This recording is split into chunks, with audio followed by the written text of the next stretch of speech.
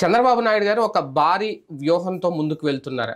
ఆంధ్రప్రదేశ్కి సంబంధించి పెట్టుబడులు ఆహ్వానించడం కానీ, లేదంటే జగన్మోహన్ రెడ్డి వల్ల గత 5 ఏళ్లలో జరిగిన నష్టం గురించి వివరించే ప్రయత్నం కానీ, తాజాగా హైదరాబాద్లో ఎన్టీఆర్ భవన్లో ఆయన మాట్లాడిన మాటల్లో కొన్ని సంచలన వ్యాఖ్యలు చేశారు. గత ప్రభుత్వం గురించి, అలాగే ఆయన విజన్ ఏంటి అని కూడా చెప్పే ప్రయత్నం చేశారు. పూర్తిగా కంప్లీట్గా మళ్ళీ వైసీపీని ఎదగనివ్వకూడదు, వైసీపీ మళ్ళీ వచ్చినా, జగన్ మళ్ళీ వచ్చినా రాష్ట్రం నాశనం అయిపోతుందనే సంకేతం ఎప్పటి నుంచి మొదలు పెట్టడం వనక అసలు రాజకీయం ఏంటి, ఆయన విజన్ ఏంటి, ఇది అంశం మీద చర్చించే ప్రయత్నం చేద్దాం. సార్, ఆయన చేసిన కొన్ని కీలక వ్యాఖ్యల్లో జగన్ గారి గురించి, ఇది డైరెక్ట్గా జగన్ గారి గురించే మాట్లాడారు, జగన్ అని ప్రస్తావించకపోయినా ఒక్కసారి నేను ప్లే చేస్తాను. అది అంటే పూర్తిగా ఒక భూతం అయితే ఉంది ఆంధ్రప్రదేశ్లో, ఆ భూతాన్ని భూస్థాపితం చేస్తామని హామీ ఇస్తేనే పెట్టుబడిదారులు ముందుకు వస్తానన్నారు అని మాట్లాడడం ఎలా చూడాలి? అంటే ప్రాక్టికల్గా ఎవరిని ఎవడు అంతం చేయలేడు. చంద్రబాబు నాయుడిని రాజకీయ జీవితం అంతమైపోయిందని వైఎస్ఆర్ కాంగ్రెస్ పార్టీ ఫీల్ అయ్యింది. ఏమైంది? వాళ్ళు 11కి వచ్చారు. ఇప్పుడు జగన్మోహన్ రెడ్డి రాజకీయ జీవితాన్ని అంతం చేస్తానని తెలుగుదేశం ఫీల్ అవుతుంది. ఎవరినైనా శాశ్వతంగా ఉంచుతారా ప్రజలు? భారతదేశ చరిత్రలో కాంగ్రెస్ పార్టీ, కాంగ్రెస్ ముక్త భారత్ అది భారతీయ జనతా పార్టీ. ఏమైంది కాంగ్రెస్ పార్టీ? అలాగే భారతీయ జనతా పార్టీ జీవితంలో అసలు అధికారంలోకి రాదు అనేవాళ్ళు ఇంతకుముందు, మరి ఎట్లా అధికారంలోకి వచ్చింది? లేదా అప్పట్లో భారతీయ జనతా పార్టీకి 2 సీట్ల నుంచి మ్యాక్సిమం పరిపాలన ఒకసారి చేసింది కదా అటల్ బిహారీ వాజ్పేయి గవర్నమెంట్, అప్పుడు పూర్తి మెజారిటీ రాలేదు. ఆ తర్వాత 2 టర్మ్స్ ఓడిపోయింది. ఇంకా భారతీయ జనతా పార్టీ పని అయిపోయింది అన్నారు. అయ్యిందా? ఫుల్ మెజారిటీతో వచ్చింది. ఇప్పుడు తగ్గింది. ఇంకేముంది, బీజేపీ పని అయిపోయింది, మేము వస్తున్నాం అంటారు. ఇవన్నీ రాజకీయంగా మన కార్యకర్తలకు ఉత్సాహపరిచేటటువంటి స్టేట్మెంట్లు తప్పించి ప్రాక్టికల్గా ఎవరిని నాశనం చేయలేరు. ఎవరిని ఇప్పుడు చంద్రబాబుది రాక్షస పాలనని ఇదివరకు జగన్మోహన్ రెడ్డి అనేవాడు. అలాంటి రాక్షస పాలన నుంచి రాష్ట్రానికి విముక్తి కల్పించమని ప్రజలు కోరారు, మాకు ఇచ్చారు. వాళ్ళకి 23కి పరిమితం చేశారు. ఈయన సైకో పాలన అని, అలాగే ఇప్పుడు భూత పాలన కాబట్టి 11 సీట్లకే పరిమితం చేశారంటున్నారు. ఇక్కడ ప్రాక్టికల్గా ఇద్దరు ఎదుటి వాళ్ళు అనేటటువంటి వాళ్ళ మీద ద్వేషం తెప్పించే ప్రయత్నం చేస్తున్నారు, కానీ ఒక జెన్యూన్ పాయింట్ మిస్ అవుతున్నారు. ఇద్దరు 100లో 40 మందికి ప్రతినిధులు. వాళ్ళకి 40% ఓట్లు వచ్చినాయి, వీళ్ళకి 40% ఓట్లు వచ్చినాయి. అంటే ఎదుటిని ప్రత్యర్థికి కూడా 40 మంది నమ్ముతున్నారు. అలాంటప్పుడు 40 మంది నమ్మే ప్రత్యర్థిని అంతం చేస్తాం అంటే ఏం చేయాలి? ఉన్న ఏకైక ఆప్షన్ మర్డర్ చేయాలి. అంటే ఆయన కూడా మరి అప్పుడు లాస్ట్ టైం గుర్తుంటే అధికారంలో రాగానే అసలు ప్రతిపక్షం లేకుండానే చేస్తాను విజయం అని ఆయన ఇద్దరు కూడా అన్నారు స్టార్టింగ్ లో. అప్పుడు అధికారంలో రాగానే విజయం మనదేంటి, ప్రతిపక్షం కూడా రాకుండా ఉండాలని ప్రార్థన చేస్తానని అన్నారు, అంతేగాని అంతం చేస్తానని తనలా. అంటే ఈయన కూడా అన్నారు ఇంకా ప్రతిపక్షం అనేది లేకుండా చేస్తాం రాదు అది అని చెప్పారు. అంటే అది పరిపాలన ద్వారా అన్నారు, అంతేగాని అంతం చేస్తామంటలేదు. ఒకసారి బాబు గారు అన్నది వినిపిద్దాం మళ్ళీ. నేను ఎవరిని రమ్మని అడిగితే సైకోనే కాదు, అక్కడ భూతం ఉంది. నేను ఎవరిని రమ్మని అడిగితే వాళ్ళు అంటున్నారు మీరు బాగానే ఉంది, మీ మీద మాకు నమ్మకం ఉంది, మీకు ట్రాక్ రికార్డు ఉంది, కానీ మీ రాష్ట్రంలో ఒక భూతం ఉంది. ఒకవేళ వస్తే మళ్ళీ మీ ప్రజలు ఎప్పుడైనా ఆలోచిస్తే మళ్ళా భూతం ముందుకు వస్తే మేమేమవుతామని అడిగే పరిస్థితికి వస్తున్నారు. నేను చెప్పాను, ఆ భూతాన్ని పూర్తిగా భూస్థాపితం చేసే బాధ్యత తీసుకుంటాం. రాష్ట్ర ప్రయోజనాలే ధ్యేయంగా పనిచేస్తాం. ఆ రాష్ట్రంలో మీరు చూస్తే రాజకీయాల్లో అర్హత లేని వ్యక్తులు రాజకీయాల్లోకి వస్తే ఏం జరుగుతుందో దానికి నిదర్శనం ఉన్న 5 సంవత్సరాలు. ఇప్పుడు నేను నిరూపించాల్సింది రాజకీయాల్లో ఎలాంటి వ్యక్తులు మంచి వాళ్ళు ఉంటే ఏం జరుగుతుందో అది నిరూపించే సమయం వచ్చిందని చెప్పి కూడా నేను మీకు తెలియజేస్తాను. 2014 సమయం రాలేదా అనేది ఒక డౌట్ లాస్ట్ అన్నదానికి. మళ్ళీ గనక ఆయనే వస్తే మా పరిస్థితి ఏంటని అడుగుతున్నారు పారిశ్రామికవేత్తలు. అంటే ఒక డౌట్, ఇంకా ఆయన ఎట్టి పరిస్థితులు రాకూడదు, వస్తే రాష్ట్రం ఇంకా ఎదగదు పారిశ్రామికంగా అని నేను చెప్తున్నమాట. ఇప్పుడు వాస్తవంగా ఆయన ఎక్కడ మాట్లాడారు? హైదరాబాద్లో. ఇది హైదరాబాద్లో దేని గురించి మాట్లాడారు? తెలుగుదేశం పార్టీ పునర్వైభవం గురించి. అక్కడ ఎవరిని విమర్శించాలి ఆయన ప్రాక్టికల్గా? అంటే హైదరాబాద్లో ప్రత్యర్థులు ఎవరున్నారు విమర్శించడానికి? అంటే బీఆర్ఎస్ కేసీఆర్ విమర్శించాలి, ఇంకెవరిని మాట్లాడతారు? అక్కడ వైసీపీ ఏముంది నాకు అర్థం కాలేదు. అంటే అసలు అక్కడ టీడీపీ లేదు కదా ఫస్ట్ పాయింట్. తెలుగుదేశం ఎందుకు లేదు? ఇప్పుడు తెలుగుదేశం లేకపోతే ఆయన మీటింగ్ ఎందుకు పెట్టారు? మన పోటీ చేయలేదు, అదే అవును. మళ్ళీ పునర్వైభవం తేవాలనుకుంటున్నారు. Very good, no doubt. తెలంగాణలో తెలుగుదేశం పునర్వైభవం తేవాలంటే తెలుగుదేశం ఎవరిని విమర్శించాలి? అక్కడ అధికారంలో ఉన్న కాంగ్రెస్ను విమర్శించాలి, లేదంటే కనుక పోటీగా ఉండేటటువంటి తన పార్టీని చీల్చినటువంటి బీఆర్ఎస్ని విమర్శించాలి. అంతే. అక్కడికి వెళ్ళి జగన్ విమర్శిస్తామేంది? నాకేం అర్థం కాల పాయింట్. ఆంధ్రప్రదేశ్ గురించి కాదు కదా వాళ్ళు అక్కడ అక్కడ అడిగేది అక్కడ ప్రభుత్వం, అక్కడ పార్టీ రావాలని. మళ్ళీ అంటే అక్కడ పాయింట్ అది. మనం మిస్ అవుతున్నటువంటి లాజిక్ ఏంటంటే చర్చ అక్కడ జరగాల్సిన తెలంగాణలో మాట్లాడేది తెలంగాణ రాజకీయం గురించి. అక్కడ పరిపాలన ఒకటి, పరిపాలన ఎట్లుంటుందో నేను చూపెడతాను, నన్ను చూశారు. మరి ఆ తర్వాత 20 ఏళ్ళ నుండి అక్కడ ఎవరు వచ్చారు? రాజశేఖర రెడ్డి 10 ఏళ్ళు వచ్చాడు, ఆ తర్వాత అంటే 6 ఏళ్ళు వచ్చాడు, ఆ తర్వాత రసయ్య, కిరణ్ కుమార్ రెడ్డి, ఆ తర్వాత కేసీఆర్, ఇప్పుడు రేవంత్ రెడ్డి. ఎవరు కూడా తెలుగుదేశం పరిపాలన కావాలని కోరుకోలేదుగా ప్రాక్టికల్గా. మరి పరిపాలన బాగుంది ఎక్కడ అనేది మనం ఇప్పుడు ఆంధ్రాలో చెప్పేది ఏంటి? హైదరాబాద్ని డెవలప్ చేశారు. అదే హైదరాబాద్లో తెలుగుదేశం పార్టీని అంగీకరించలేదు కదా, అదే రాష్ట్రంలో తెలుగుదేశాన్ని అంగీకరించట్లేదు కదా. ఇప్పుడు అక్కడ మళ్ళీ మనకు పునర్వైభవం రావాలని కోరుకుంటున్నాం. గుడ్, తప్పే లేదు. ఏ పార్టీ కూడా అంతం కాదు ఎప్పుడు కూడా. కమ్యూనిస్టులు ఇన్ని దశాబ్దాల నుంచి కొట్లాడుతున్నా అంతం అవల, మళ్ళీ ఎక్కడో చోట రేగుతూనే ఉంటాం, అంతే కదా. కాబట్టి అట్లాంటి ప్రయత్నం చేయడంలో తప్పు లేదు. కానీ అప్పుడు పశ్చిమ బెంగాల్ వెళ్ళి ఆంధ్ర రాజకీయాల గురించి మాట్లాడితే మన ప్రయోజనం ఉంటుందా? కర్ణాటకలో మనం బాగుపడాలనుకున్నప్పుడు కర్ణాటక రాజకీయాల గురించి మాట్లాడాలి. అంటే తెలుగు రాష్ట్రమే కాబట్టి అక్కడ కూడా ఈయన అభిమానులు ఉన్నారు. అంటే ఈ మీటింగ్ లో ఆయన మాట్లాడింది ఏంటంటే మొన్న ఆయన జైల్లో ఉన్నప్పుడు అక్కడ వాళ్ళు అక్కడే మీటింగ్ పెట్టారు, భారీగా లక్షల్లో వచ్చారు అంటే ఆ మాట కూడా అన్నాడు అనుకోండి ఈయన. అంటే నాయకులు లేకపోయినా కార్యకర్తలు ఎంతగా నాకు సపోర్ట్ చేశారు కదా అనేది, దానికి సంబంధించి మనం ఆల్రెడీ ఇంకో డిబేట్లో మాట్లాడాలి. అంటే ఆ ఉద్దేశంతో అన్నారేమో అని నా ఫీలింగ్. మేబీ అది అయ్యి ఉండొచ్చు. కాకపోతే నేను అనే పాయింట్ ఏంటంటే తెలుగు రాష్ట్రం కాదు కాబట్టి ఆంధ్రప్రదేశ్కి సంబంధించి అక్కడ అవసరం అంటున్నా. ఒకటి రైట్, పరిపాలన పరంగా ఆంధ్రప్రదేశ్ ఖచ్చితంగా ఇప్పుడు చంద్రబాబు గారు 2099లో ఫస్ట్ టైం తనగా గెలిచారు, 2004లో ఓడిపోయారు, 2009లో ఓడిపోయారు, 2014 గెలిచారు, 2019లో ఓడిపోయారు. మరి అప్పుడు ఎందుకు ఓడగొట్టారు ప్రజలు? మళ్ళీ ఇప్పుడు భారీ మెజారిటీ ఇచ్చారు. కాబట్టి ఎవరిని శాశ్వతంగా అట్టు పెట్టుకుంటారా? కాంగ్రెస్ని అంతం చేశారా తెలంగాణలో? బీజేపీని అంతం చేశారా? బీఆర్ఎస్ని అంతం చేశారా? ఏ పార్టీని భూస్థాపితం చేయడం అనేది ఇంకెవరికి సాధ్యం కాదు. అది మనం ప్రాక్టికల్గా మాట్లాడాల్సిన అంశం. కాబట్టి ఒక ఆస్పెక్ట్ కరెక్ట్, ఇట్లాంటి వాడు పరిపాలనలో ఉండకూడదని కోరుకుంటున్నారు. లేకపోతే పారిశ్రామికవేత్తలు, పారిశ్రామికవేత్తలు ఇదివరకు కూడా అంతే అనుకున్నాం కదా. చంద్రబాబు దిగిపోతే అసలు పరిశ్రమలు ఏమైపోతాయి, అక్కడికి హైదరాబాద్ ఏమైపోతుందని అప్పట్లో ప్రచారం జరిగింది, చేశారు. 99 తర్వాత 2004లో రాజశేఖర రెడ్డి వచ్చాడు, ఇంకేముంది రాష్ట్ర కష్టం అయిపోద్ది, నాశనము కడప రాజ్యం వస్తుంది అన్నారు. మరి అదే రాజశేఖర రెడ్డి విగ్రహాలు ఇవాళ కూడా తెలంగాణలోనే పగలగొట్టలేదే, అదే రాజశేఖర రెడ్డి విగ్రహాలు ఆంధ్రలో పాల్గొట్టారే, తెలంగాణ ఉద్యమ సమయంలో కూడా పాల్గొట్టలేదు రాజశేఖర రెడ్డి విగ్రహాలు. అంటే అక్కడ ప్రజలు ఏమన్నా అట్లాగా ఇదిగా ఉందా? రెండో పాయింట్, అక్కడే పబ్లిక్ ఖచ్చితంగా వైసీపీని ఏం గెలిపించాల, వైసీపీని ఏమి అధికారం ఏమి ఇవ్వాల. కాబట్టి వాళ్ళేమి అందులో ఉద్రిక్తత చూడాల. రెండవది, మరి అదే రాజశేఖర రెడ్డి ఉన్నప్పుడే కదా శంషాబాద్ ఎయిర్పోర్ట్ కట్టింది, అదే రాజశేఖర రెడ్డి ఉన్నప్పుడే కదా ఫైనాన్స్ సిటీ పూర్తయింది, అదే రాజశేఖర రెడ్డి ఉన్నప్పుడే కదా ఇన్నర్ రింగ్ రోడ్ పూర్తయింది, ఓఆర్ఆర్ అవుటర్ రింగ్ రోడ్. మరి కాబట్టి ఎక్కడ ఆగింది డెవలప్మెంట్? ఆ తర్వాత ఎన్ని కంపెనీలు వచ్చినాయి? బాబు గారు ఉన్నప్పుడు ఎన్ని వచ్చినాయి, బాబు గారు రాకముందు ఎన్ని వచ్చినాయి, బాబు గారు దిగిపోయాక ఎన్ని వచ్చినాయి? కాబట్టి అభివృద్ధి అనేది నిరంతర ప్రక్రియ. రెండవది ఆంధ్రప్రదేశ్ చూసుకుందాం.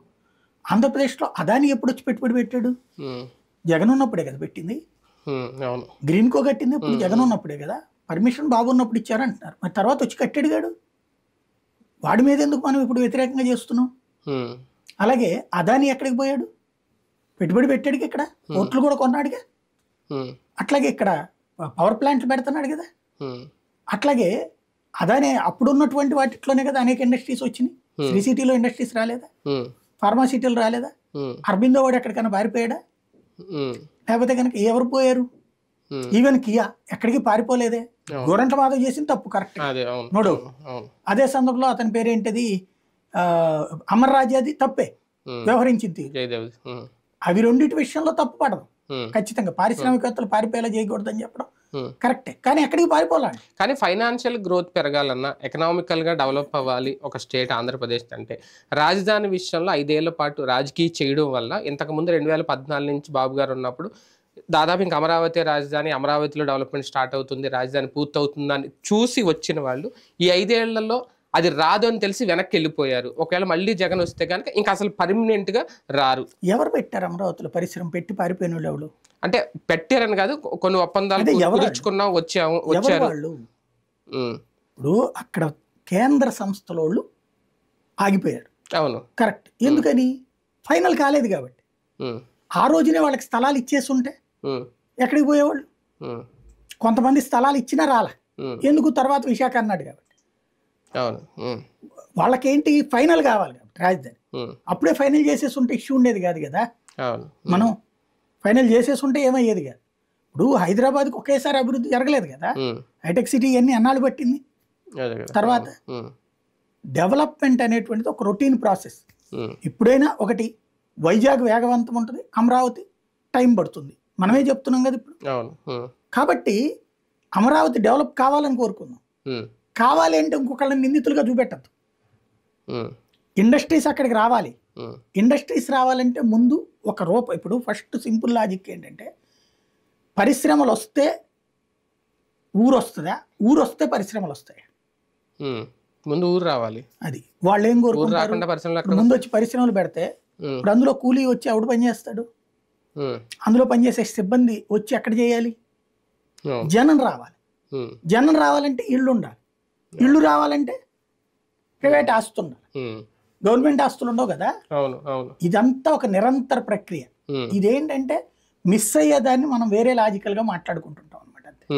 శాశ్వతంగా చెక్ పెట్టే ప్రయత్నం జగన్మోహన్ రెడ్డి గారికి ఇప్పటి నుంచే మొదలు పెట్టారు బాబు గారు వ్యూహం. ఇందాక మాట్లాడిన దాంట్లో వింటే అదేమన్నా అర్థం అవుతుంది. మేబీ అవ్వచ్చు. ఆయన ఇక రెండే కాన్సెప్ట్లు అవ్వాలి. జగన్ కి సంబంధించిన కేసులన్నీ తేల్చి జైలు శిక్ష వేయిస్తే 2 ఏళ్లకు పైబడినటువంటి జైలు శిక్ష, అప్పుడు 6 ఏళ్ల పాటు పోటీ చేయడానికి అర్హత ఉండదు. 6 ఏళ్ల పాటు పోటీ చేసే అర్హత లేకపోతే పార్టీ పని అయిపోతుంది వైఎస్ఆర్ కాంగ్రెస్ పార్టీ. ఆ తర్వాత 6 ఏళ్ల తర్వాత రాజేవుడు రెడ్డి ఎవడు అన్నటువంటి కోణం ఉంటుంది. ఆ టైంలో షర్మిల పికప్ చేసుకోవచ్చు, లేదా పవన్ కళ్యాణ్ పికప్ చేసుకోవచ్చు వాళ్ళని. ఎందుకంటే ఓ రాజకీయ నాయకుడు ఖాళీగా ఉండడం అన్న విషయం తెలుసు కదా మనకి. తెలంగాణలో ఎట్లా వెళ్ళిపోయారు బీఆర్ఎస్ కానీ కాంగ్రెస్ కానీ, తెలుగుదేశంలో కదా వెళ్ళిపోయింది. ఎందుకని? అవకాశాలు దక్కవ అన్నప్పుడు. అట్లాగే వైఎస్ఆర్ కాంగ్రెస్ పార్టీ వాళ్ళందరూ చెట్టుకో పుట్టకో వెళ్ళిపోతారు. ఇప్పుడు కాంగ్రెస్ వాళ్ళందరూ ఇటు వైసీపీకి వాళ్ళ అవకాశాలు లేనప్పుడు అట్లాగే ఆగిపోతారు. అప్పుడు ఇక జగన్ రాజకీయ పని అయిపోతుంది అన్నటువంటిది ఇక్కడ ప్రధానమైన అంశమై ఉండొచ్చు. 2014లో దిగిపోయే ముందు ఏదైతే చెప్పారో చంద్రబాబు నాయుడు గారు, ఒక అమరావతి మళ్ళీ పూర్తి అవ్వాలంటే మళ్ళీ బాబీ రావాలి, పోలవరం పూర్తి మళ్ళీ బాబీ రావాలి, రాష్ట్రం మళ్ళీ బాబీ అలా పెండింగ్లో పెట్టారు. కానీ ప్రజలు అప్పుడు యాక్సెప్ట్ చేయలేదు, జగన్మోహన్ రెడ్డి గారికి అధికారం ఇచ్చారు. ఇప్పుడు అదే తరహా స్టేట్మెంట్ ఇచ్చారు. ఒకసారి ఈ మాటలు. ఎక్కువగా ఉన్నాయి. ఆకాశంలో చాలా మంది ఈ రోజే అయిపోవాలని కూడా ఆలోచిస్తున్నారు. కానీ అక్కడ ఖజానా చూస్తే ఖాళీ అయిపోయింది. పనిచేసే వ్యక్తులు కూడా లేరు. అన్ని సమస్యలు సుడిగుండంలో ఉన్నాం. పర్వాలేదు, భగవంతుడు ఎప్పుడు నాకు ఒక ధైర్యాన్ని ఇస్తాడు. ఎప్పుడు కూడా సంక్షోభంలో అవకాశాలు వెతుక్కోవడం నా నైజం. తప్పకుండా మళ్ళా అలాంటి అవకాశాలు ఎదుర్కొని ఎక్కడికక్కడ ముందుకు పోతాం. 95లో అదే జరిగింది. హైదరాబాద్ లో కూడా ఆ రోజు జీతాలు ఇవ్వలేకపోయా. 2004 కంత బెస్ట్ ఎకానమీగా తయారు చేశాం. నేను చెప్పింది మొత్తం ఖజానా అయితే ప్రస్తుతం ఖాళీ అయిపోయింది. సంక్షోభంలోనే అవకాశాలు ఎదుర్కొనే పరిస్థితి మళ్ళీ వచ్చింది. 95లో ఏదైతే చేసాం మళ్ళీ అదే కష్టపడతాం. అంటే ఈ 5 ఏళ్లలో ఎంతగా అయిపోయింది, ఎంత నాశనం అయిపోయింది, ఎంత నాశనం చేశారు జగన్ గారు రాష్ట్రాన్ని అనేది ఏం చెప్పాలనుకుంటున్నారు? సహజం కదా. ఇప్పుడు 95లో జీతాలు ఇవ్వలేని పరిస్థితి, 2004కి బెస్ట్ ఎకానమీ తీసుకో. మరి అప్పటి నుంచి ఎప్పుడు గెలిపించలేదు అక్కడ. పాయింట్ ఆయన 2009లో రాజశేఖర రెడ్డి, ఆ తర్వాత టీఆర్ఎస్ వచ్చింది. మరి ఎందుకని జనం అంగీకరించలేదు? కాబట్టి ఎవరి లెక్కలు వాళ్ళవి ఉంటాయి. ప్రాక్టికల్ పాయింట్ ఏంటంటే, ఇంతకుముందు ఏమని చెప్పారు? 100 కోట్ల రూపాయలు మాత్రం మిగిలినాయి అని చెప్పారు. యనమల రామకృష్ణ గారి కదా ఇచ్చింది స్టేట్మెంట్ 2019కి ముందు. కరెక్ట్గా ఎలక్షన్స్ అయిపోయి ప్రభుత్వం చేపట్టే టైంలో ఏమీ లేదు, అసలు ఈ నెల జీతం ఎట్లా ఇస్తారు అని. మరి 5 ఏళ్ళు జగన్ నడుపుకొచ్చాడు కదా. అవును. మళ్ళీ ఇప్పుడు చంద్రబాబు నాయుడు అదే చెప్తున్నారు, ఖజానా మళ్ళీ ఖాళీ అయిపోయింది. నడుపుకొస్తుంది. ఉమ్. ఇదేమి ఇక్కడేమి గొడ్డుబోల, ఉమ్. డబ్బులు ఉన్నాయి, ఉమ్. ఆ డబ్బులకి సంబంధించి వస్తూ ఉంటాయి. ఒకే ఒక్క సమస్య ఏమొస్తుందంటే సంక్షేమ పథకాలకి సమస్య వస్తుంది. ఉమ్. సంక్షేమ పథకాలకి డబ్బుల దగ్గరనే ప్రాబ్లం, ఉమ్. జీతాలు వీటికి ప్రాబ్లం ఉండదు. జీతాలకు సంబంధించిన ఏ సమస్య రాదు మనకి ఆంధ్రాకి. సంక్షేమ పథకాలు రావాలంటే గతంలో జగన్ టైంలో ఏడాదికో 45,000 కోట్లు అయ్యేది. ఇప్పుడు చంద్రబాబు గారిది మామూలుగా కరెక్ట్గా అమలు చేస్తే 1,00,000 కోట్లు అవుతుంది. చీప్ అండ్ బెస్ట్గా ఆలోచించిన 70,000-80,000 కోట్లు అవుతుంది. అది వెంటనే అమలు చేస్తారా లేదా అన్న దాని మీద ఆధారపడదు. ఎందుకు అంటే అతను నవరత్నాలు వచ్చిన ఏడాదే బిగిన్ చేశాడు. ఇప్పుడు వీళ్ళకి సమస్య అదే. వీళ్ళు సూపర్ 6 అనేది మనం అధికారంలోకి రాగానే అన్నారు. ఓ నెల అయిపోయింది కదా, మళ్ళీ 2వ నెల 3వ నెల, ఇప్పుడు చూస్తే మళ్ళీ ఓటాన్ అకౌంట్ బడ్జెట్ మళ్ళీ ఎక్స్టెండ్ చేద్దాం అనుకుంటున్నారు. అంటే ఏంటి అర్థం? ఓటాన్ అకౌంట్ బడ్జెట్లో డబ్బులు ఉంటేనే ఇస్తారు, డబ్బులు లేకపోతే ఎవరు కదా. కాబట్టి ఇదో పెద్ద చర్చ. ఆ కాన్సెప్ట్ నుంచి ప్రస్తుతం ఇదిగో అంటే ఒక రకంగా సైకలాజికల్గా సిద్ధం చేస్తున్నారు. రాష్ట్రం అతను నాశనం చేసేసాడు కాబట్టి ఇవ్వలేకపోతున్నాం, కొంచెం టైం తీసుకుంటది అని పబ్లిక్ ని మోటివేట్ చేసే ఉద్దేశం అది. ఇదే టైంలో వైసీపీ కూడా సైకలాజికల్ గా సిద్ధం కావాల్సిన అవసరం ఉందా? డేంజర్ బెల్స్ కొట్టడం మొదలు పెట్టారా బాబు గారు? ఎందుకు, వాళ్ళకి ఆల్రెడీ తెలుసు కదా. ఇప్పుడు అంటే 11 సీట్లే కదా, ఎంతసేపు కొడితే అయిపోద్దేమో, నిజంగా ఇందాక ఆయన అన్నట్టు భూస్థాపితం అయిపోద్దేమో పార్టీ, అది డేంజర్ బెల్స్ కాదా వైసీపీకి? ఇప్పుడు ఏమైపోతుంది, అంతా వెళ్ళిపోయారు అనుకుందాం, ఒక జగనే ఉన్నాడు అంటే కోలుకోవడం కష్టం కదా. అప్పుడు ఇంకా ప్రత్యర్థి లేకుండా ఉంటే మరి ఆ పాలన అప్పుడు ఏమనాలి? అప్పుడు చూస్తారు కదా పబ్లిక్. ప్రత్యర్థి లేని రాజకీయాన్ని ప్రజలు కూడా చూస్తారు కదా, కోరుకుంటారు. అది 4 రోజులు పోతే తెలుసుద్ది కదా. ప్రత్యర్థి లేని రాజకీయాన్ని ప్రజలు కోరుకునేటట్టు అయితే ప్రతిపక్షానికి 40% ఓట్లు పడవు కదా ప్రాక్టికల్గా. కాబట్టి ప్రత్యర్థి ఇప్పుడు తెలుగుదేశం 23 సీట్లే వచ్చింది, ప్రత్యర్థిని పక్కన పెట్టారేంటి జనం? కాబట్టి ప్రతిపక్ష రాజకీయం అనేది ప్రజలు కోరుకుంటారు, అది సహజం. అది దాన్ని భూస్థాపితం చేశారు. ఫర్ ఎగ్జాంపుల్ కిందసారి 23 మందిని తీసుకెళ్లారు, ఏమైంది? ఇప్పుడు మొత్తం జగన్ ఒక్కడు తప్పించి 10 మందిని తీసుకెళ్లిపోయారు అనుకుందాం, జనం యాక్సెప్ట్ చేస్తారా? ఏమవుతుంది? తీసుకోరు నాకు తెలిసి. కాకపోతే ఏంటంటే నేను అనుకోవడం వల్లే లీగల్ ఆస్పెక్ట్లోనే అటు కేంద్రం నుండి వేగంగా స్పందించేలా చేస్తే, ఇప్పుడు ఆ సిబిఐ ఈడీ ఎందుకు చేష్టలు చూస్తున్నాయి, అప్పుడు పెట్టించిన కేసులు ఎలాగ తీర్పు ఇప్పించాలో అర్థం కావట్లేదు. అంటే తీర్పు ఇప్పించడం అంటే ఏం వాదించాలో అర్థం కావట్లేదు. సింపుల్ లాజిక్ ఏంటంటే పెట్టుబడి పెట్టారు, పెట్టుబడి పెట్టినోడు నేను మోసపోయానని చెప్పట్లా, నా ఇష్ట ప్రకారం పెట్టుబడి పెట్టాను అంటున్నాడు. అదే సందర్భంలో సో అండ్ సో బెనిఫిట్ పొందారు అని చెప్తున్నారు. అవును, బెనిఫిట్ అనేటువంటిది రాష్ట్ర ప్రభుత్వాలు ఇవ్వవా? మన కళ్ళ ఎదురుకుండానే కనబడుతుంది కదా, కియాకి ఇచ్చింది ఏంటి, లేకపోతే అదానికి ఇచ్చేది ఏంటి, ఇట్లాంటి సంస్థ పెడతానన్నాడు బెనిఫిట్స్ ఇస్తున్నాం కదా. ఆ బెనిఫిట్ కి ఇతని సంస్థలో పెట్టుబడి పెట్టారంటున్నారు. అది ఏ ప్రాతిపదికన అవుతుంది? అంటే పెట్టుబడిదారులు కూడా జగన్ ఉంటే వస్తారా, బాబు ఉంటే వస్తారా, ఈ వ్యత్యాసం చూస్తారా? అంటే ఈయన చెప్పింది కమిషన్ల కోసం కక్కుర్తిపడి బెదిరించి పంపించేశారు అప్పుడు పెట్టుబడిదారులని, జగన్ ఉంటే అసలు రావాలనుకోవట్లేదు అంటే ముఖ్యమంత్రిని బట్టి కూడా డిపెండ్ అయి ఉంటుంది. పరిశ్రమల లిస్టు తీయండి, 2014 నుంచి 19 దాకా ఎన్ని పరిశ్రమలు వచ్చినాయి, 19 నుండి 24 దాకా ఎన్ని పరిశ్రమలు వచ్చినాయి చూస్తే తెలిసిపోద్ది కదా. వచ్చినాయా రాలేదా? ఒక్కటి రాలేదన్నారు, వచ్చిన పేర్లే చెప్తున్నారు కదా. ఇప్పుడు అదానీనే కనబడుతున్నాడు కదా, గ్రీన్ వాళ్ళే కనబడుతున్నారు కదా.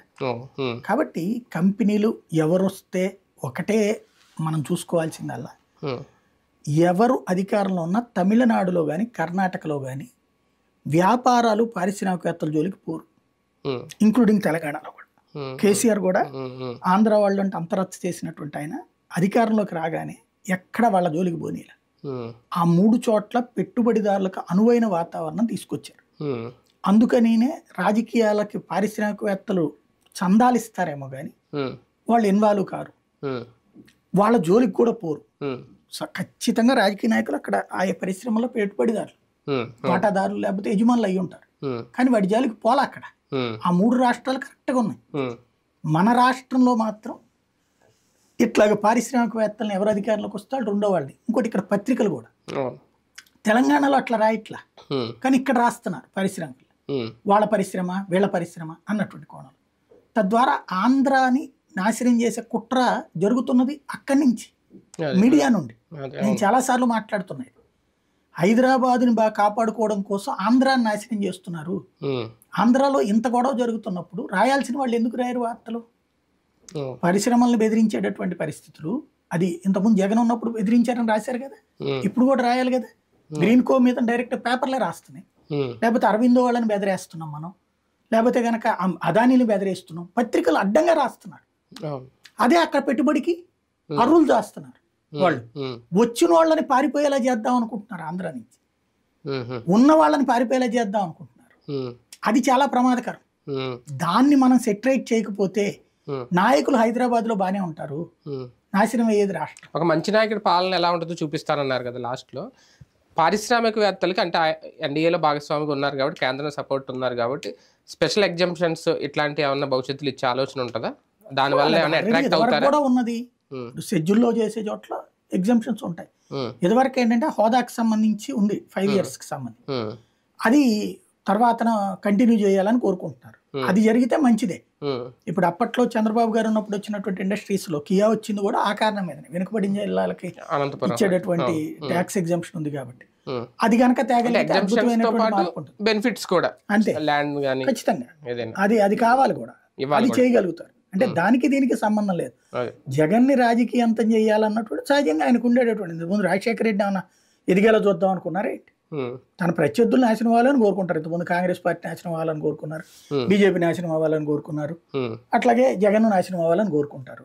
కోరుకున్నంత మాత్రం వాళ్ళందరూ కాంగ్రెస్ ఏమైపోయింది, బీజేపీ ఏమైపోయింది, జగన్ ఏమవుతాడు? అదే చూద్దాం. మొత్తానికి భూస్థాపితం చేస్తాం భూతాన్ని, ఇది రాజకీయ వ్యూహం మొదలైపోయింది చంద్రబాబు నాయుడు గారిది. టార్గెట్ జగన్. అలర్ట్ అవ్వాల్సిన అవసరం ఉందా వైఎస్ఆర్సీపీ, లేదంటే జగన్మోహన్ రెడ్డి ముందు ఎలాంటి నిర్ణయాలు తీసుకుంటారు? వేచి చూద్దాం.